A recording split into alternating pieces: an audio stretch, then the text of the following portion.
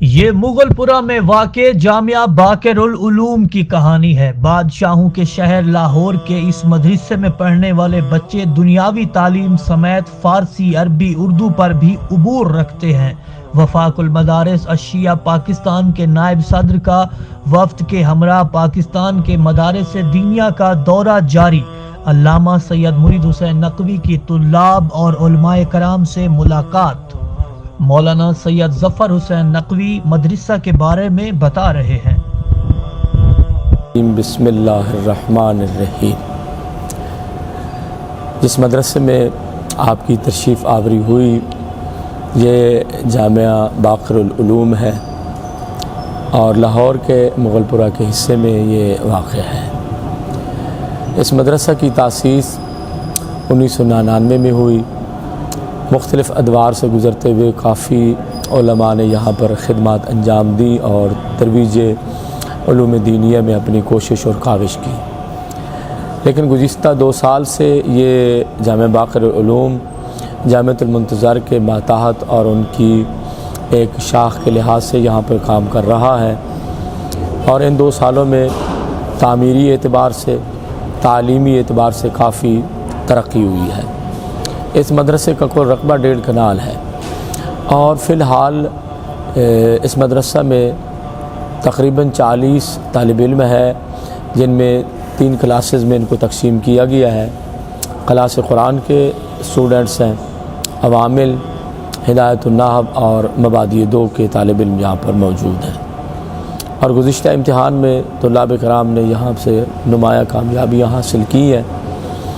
جہاں تک تعلق ہے اس مدرسے کے نظام اور سسٹم کا، یہاں پر طالب علموں کے ہر لحاظ سے تعلیم کا اور تربیت کا لحاظ رکھا جاتا ہے۔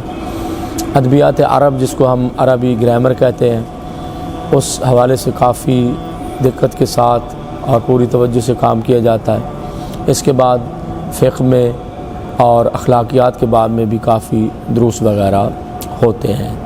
یہاں پر میں ظفر نقوی ایز اے پرنسپل اور مولانا علی نقی مبلغی صاحب ایز اے سینئر مدرس جو ہے یہاں پر تدریس کرتے ہیں، اور مختلف امور میں ہم حضرت آیت اللہ حافظ ریاض حسین نجفی صاحب سے رہنمائی لیتے رہتے ہیں، اور انہی کے زیر سایہ یہ مدرسہ اپنا تعلیمی سفر کر رہا ہے۔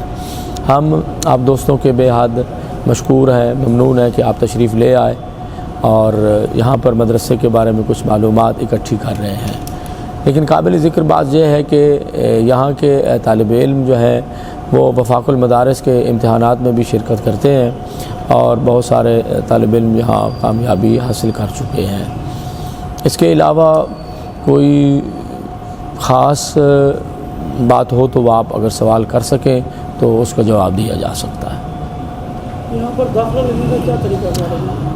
ہماری کوشش یہ ہے کہ جس طرح تمام مدارس دینیہ میں یہ رکھا گیا ہے کہ میٹرک پاس اسٹوڈنٹ کو لایا جائے تاکہ وہ اچھے انداز میں دینی تعلیم کو حاصل کر سکے، لیکن بعض استثنائی موارد ہوتے ہیں۔ ہم میٹرک سے کم پڑھے لکھے بچے کو بھی یہاں پر داخلہ دیتے ہیں، لیکن وہ داخلہ مشروط ہوتا ہے کہ وہ ہمارے پہلے ٹیسٹ سیشن میں کتنے نمبر لیتا ہے۔ اگر وہ 80% کے قریب نمبر لے لے اور میٹرک پاس طلاب کے ساتھ کلاس میں بیٹھ کر ان کے ساتھ چل سکے تو اس کو بھی قبول کر لیا جاتا ہے۔ البتہ یہ کہ ہم نے اس کی عصری تعلیم کے لیے اس کو سیکنڈ ٹائم 2 گھنٹے کسی اکیڈمی میں جا کے پڑھنے کی اجازت دی ہے، تاکہ وہ دینی تعلیم کے ساتھ ساتھ اپنی عصری تعلیم کم از کم بہرحال میٹرک تک وہ اپنی تعلیم کو حاصل کر سکے۔